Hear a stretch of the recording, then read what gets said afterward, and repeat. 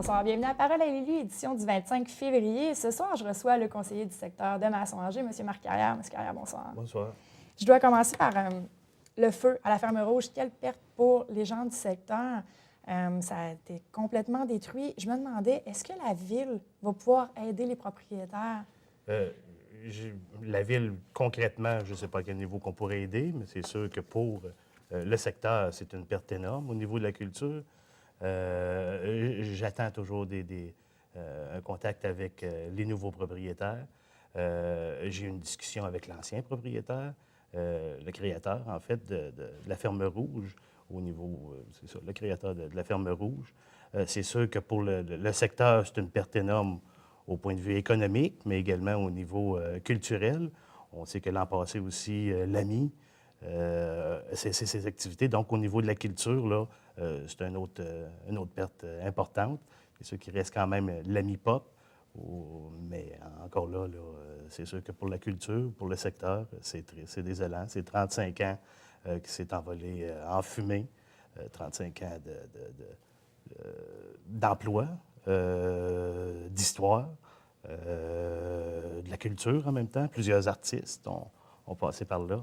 C'est triste, en effet. Un dossier à suivre et à ce que j'ai compris, les propriétaires souhaitent rebâtir quand même assez C'est ce que j'ai rapidement. compris. Je me réjouis de ce que j'ai entendu, ce que j'ai pu lire. Maintenant, concrètement, là, on va suivre le dossier de très, très près. Parfait. Je vous amène 100 jours en poste très bientôt. Est-ce que vous êtes toujours aussi heureux d'être le conseiller de Masson-Angers? Toujours heureux. Quand je suis entré en poste, j'avais trois points là, très importants là, en début de mandat. En plus, être nouveau conseiller d'un secteur. C'était bien sûr de travailler en collaboration avec les organismes, autant sportifs, culturels, de loisirs. Fait tisser des liens de confiance avec ces gens-là. Ce sont les gens qui sont sur le terrain. Ce sont les gens qui peuvent nous informer des choses concrètes sur le terrain. Donc, cette confiance-là, là, avec beaucoup d'organismes, je suis en contact continuel avec ces gens-là. Mon sens, c'est la meilleure façon. Ensuite de ça, c'est sûr que là, il faut prendre les bouchées doubles. En entrant comme ça en mandat, c'est bien sûr de traiter des affaires courantes d'une ville comme la nôtre. Gatineau, c'est grand. On a un budget qu'on a adopté. On a eu plein de choses. Puis bien sûr, c'est bien s'outiller. Après les nominations qu'on a eues, c'est bien sûr de bien s'outiller pour être capable de répondre aux besoins, les mandats spécifiques qu'on aura abordés, entre autres, au lac à l'épaule qui s'en vient bientôt, pour être capable de répondre autant à titre de président de la Commission de la sécurité publique de la Ville, mais également comme membre sur la Commission des sports, développement, vie communautaire. Donc, avec le lien direct des organismes, je pense que c'est la meilleure façon, là. Donc, jusqu'à date, oui, ça va très, très, très bien. M. Carrière, vous m'amenez sur un point, le lac à l'épaule qui va se dérouler, je ne me trompe pas, dans la deuxième fin de semaine du mois de mars. Quel dossier Marc Carrière veut apporter au lac à l'épaule? Mais c'est sûr qu'à partir de là, une session d'orientation comme ça, le lac à l'épaule sert en fait à déterminer les priorités, les orientations que le Conseil veut se donner. Maintenant, on va avoir des mandats clairs à chacune des comités, à chacun des comités, des commissions.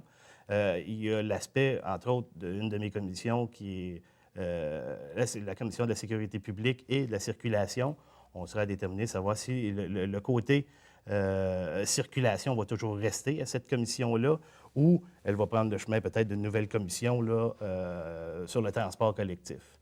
Donc, c'est sûr que au niveau de la commission de la sécurité publique, on parle bien sûr des services de police, bien sûr, services d'incendie, schéma de couverture de risque, en effet.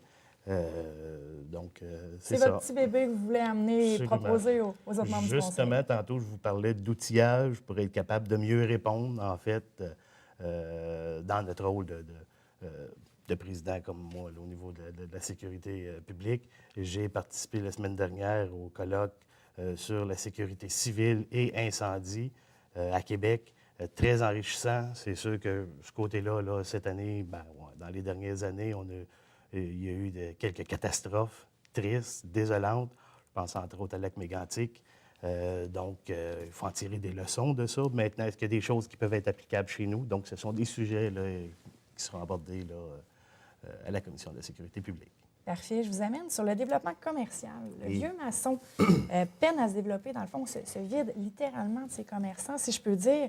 Selon vous, qu'est-ce qui se passe? Pourquoi les commerces fuient, et je le mets entre guillemets, le vieux maçon? Je l'ai dit, puis je l'ai écrit aussi en campagne électorale. C'est triste de constater que les commerces, les institutions aussi, je pense à la Caisse populaire, qui fuient le secteur. C'est sûr que quand de l'investissement vient du privé, ces gens-là misent vraiment sur des marchés précis. Il faut que ce soit rentable. C'est sûr que ça prend un projet mobilisateur, lequel, je ne le sais pas. Je travaille actuellement sur certains dossiers. Il y en a un qui me préoccupe un peu plus. Je vous parlerai bien sûr du petit train maçon Montebello. Mais oui, puis il y a des projets aussi qui s'en viennent, là, la construction de nouveaux logements qui s'en viennent, là, qui vont débuter là, dans le vieux maçon, là, à la sortie ou à l'entrée, dépendamment d'où on vient. Là, dans le bout de l'aréna, il va y avoir du développement qui va se faire là. C'est sûr que ça prend un ou des projets mobilisateurs pour être capable d'attirer des commerçants dans le vieux maçon. Vous m'avez mis sur un point, vous avez dit le sujet du petit train vous préoccupe. Vous préoccupe dans quel sens? Bien, c'est sûr que si, en campagne, j'avais dit que le vieux maçon, il y a de la richesse là, il y a de l'histoire, il y a plein de choses. Puis, j'avais pas eu aucune discussion avec personne. J'ai eu des discussions avec le CLD Papineau qui ont un projet justement pour relancer le petit train. Dans le fond, pour Tourisme Outaouais, c'est le plan B qu'on appelle maintenant. C'est-à-dire, CCFO ne veut pas perdre le petit train au niveau régional. Donc, au moment où peut-être que le train actuel, qu'on le connaît, qui est arrêté depuis 2 ans, pour ne pas le perdre ailleurs, on va le garder chez nous, bien sûr, dans la région de l'Outaouais. Donc, nous sommes à travailler sur un plan d'affaires. CLD Papineau travaille actuellement sur un plan d'affaires. Savoir la rentabilité, savoir si c'est faisable, possible, d'emmener le petit train touristique de Masson vers Montebello. Moi, j'ai contribué à ça. J'ai travaillé avec M. Desjardins, avec Mme Lalande, avec le maire de Montebello sur le sujet. Donc, on attend bien sûr le résultat du plan d'affaires là, qui s'en vient bientôt. Pour vous, le plan B doit devenir un plan A. Je ne vous cacherai pas, mais regardez, il y a eu énormément d'efforts qui ont été déployés pour la relance du train Hull-Wakefield. Maintenant, on verra plus loin, plus tard, ce que ça donnera. Comme je vous dis, je n'ai rien de concret encore. On attend, bien sûr, le plan d'affaires du CLD Papineau. Vous avez mentionné un développement domiciliaire qui pourrait être créé en arrière de l'aréna. Dans le coin, là, oui, dans c'est ce ça. coin-là. Le projet, est-ce qu'on en est? Est-ce que les permis ont été accordés? Est-ce que c'est vraiment embryonnaire? Le projet est accepté par la Ville. Maintenant, pour l'obtention des permis, je ne sais pas, là, c'est une chose qui doit se faire. Là. Non, ça commence dès ce printemps, là, le projet. Ça pourrait aider à la revitalisation du vieux maçon. Absolument. Ça prend des projets comme ça. Bien sûr, un bon projet, un gros projet, là, faire en sorte, là. Puis en même temps, j'ai eu des discussions avec plusieurs commerçants aussi. Il n'y a rien de concret pour la relance aussi du projet ou le métro. Et bien sûr, la caisse, là, il y a des gens qui regardent voir s'il y a des affaires à faire de ce côté-là. Parfait. Géographiquement parlant, on passe du vieux maçon, je vous amène à la place du marché qui se développe à une vitesse fulgurante. Pourquoi, selon vous, les commerçants quittent le vieux maçon? Et la majorité ont quitté le vieux maçon pour s'en aller à la place du marché. Comme je vous expliquais, le privé va toujours investir où est-ce qu'il y a de la masse. Puis je pense que c'est la réalité des choses.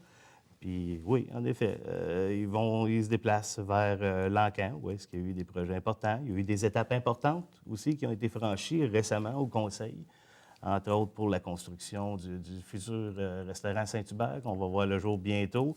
La démolition là, débute probablement là, au mois de mars, quelque temps.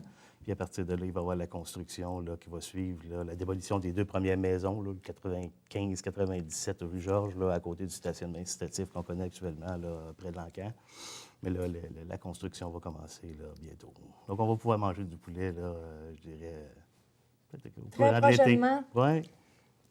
Il y a un projet de construction domiciliaire à l'arrière de l'Encan également. Il y avait un moratoire par la Ville pour la construction. Plusieurs bannières veulent venir s'installer à l'Encan, mais faute justement du moratoire, sont quelque peu bloquées.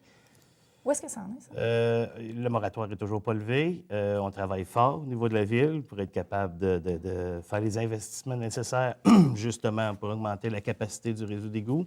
2015, le tout devrait rentrer dans l'ordre. À partir de là, être capable de continuer le développement qui devrait suivre. Et en politique, on sait que 2015 peut paraître loin, mais c'est demain quasiment. C'est demain, puis j'ai hâte. C'est sûr que je répète à toutes les tribunes qui nous ont offert les moyens qu'on pourrait prendre pour accélérer le processus.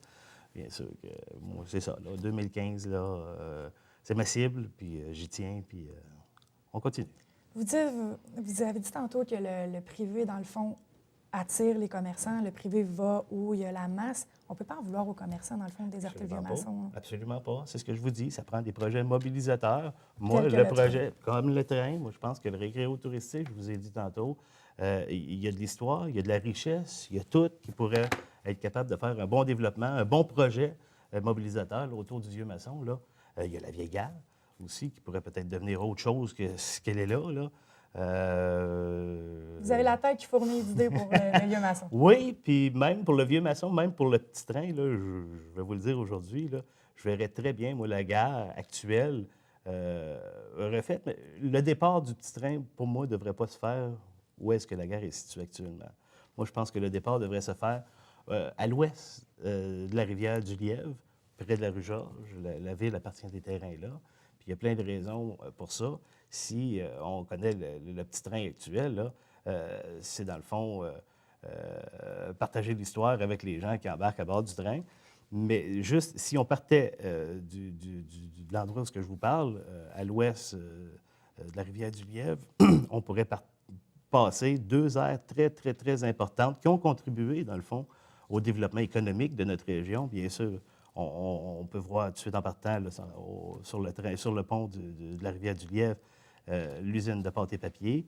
Bien sûr, on peut parler du barrage, de la centrale hydroélectrique, donc l'aire industrielle très importante, très présent pour le développement de la région. Puis un peu plus loin, on tombe dans les terres, donc l'aire agricole. Donc on a beaucoup d'histoires là, en peu de temps, là, en peu de distance, qu'on est capable d'expliquer aux gens qui viendraient prendre le train chez nous. Justement, si on fait partir le petit train à cet endroit-là, qu'est-ce qu'on fait avec la gare?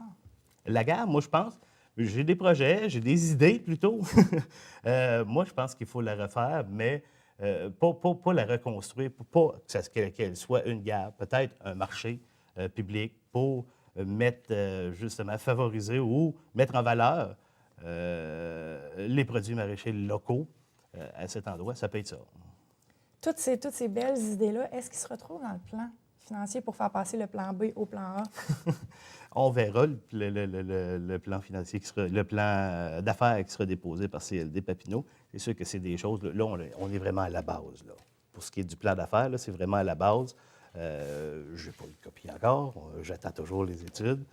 On va commencer par voir si c'est rentable, si c'est faisable de s'entendre avec les propriétaires du chemin de fer.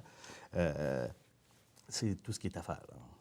Je vous amène sur un tout autre sujet. Votre collègue de Buckingham, oui. En campagne électorale, les deux, vous avez mentionné vouloir travailler pour faire revitaliser le secteur de l'Est, si je peux dire. La relation, comment est-elle? Elle va très bien. On a des projets communs.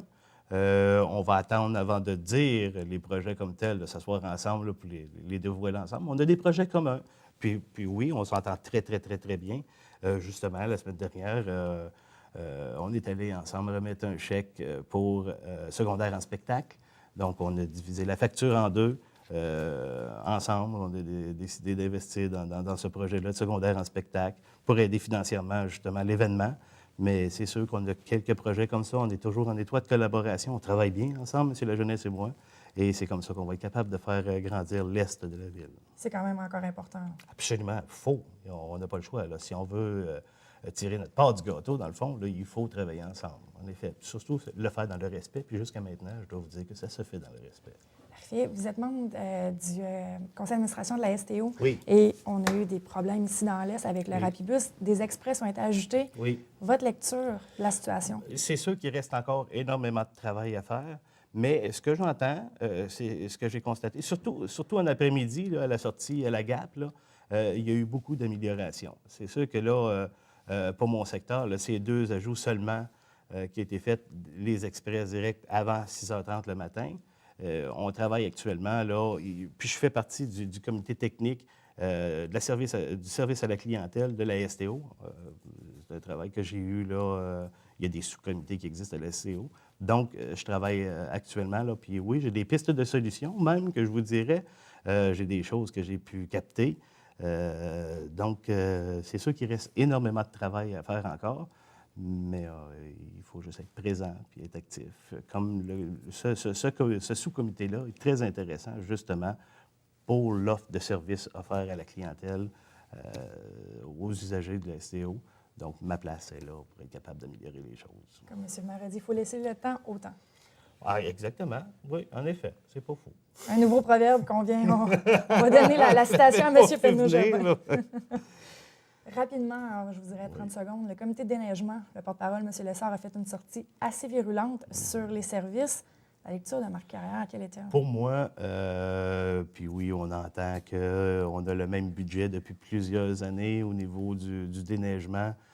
Moi, avec les priorités qu'on a, c'est-à-dire les artères principales, les collectrices, mais bien sûr les corridors de sécurité, je vous le dis, on a eu des manques peut-être au niveau d'un corridor de sécurité dans mon secteur. J'en ai fait une priorité dans les derniers jours. Moi, je pense que notre politique est correcte. Il suffit juste de le déployer. Mettre en pratique. Exactement. Parfait, M. Carrière. Merci beaucoup. C'est tout le temps qu'on a. Vous êtes le bienvenu aussi souvent que vous voulez. Merci. Restez des nôtres. L'émission qui suit, c'est la conférence de presse concernant la subvention accordée à la TVC pour faire le virage HD. Bonne soirée.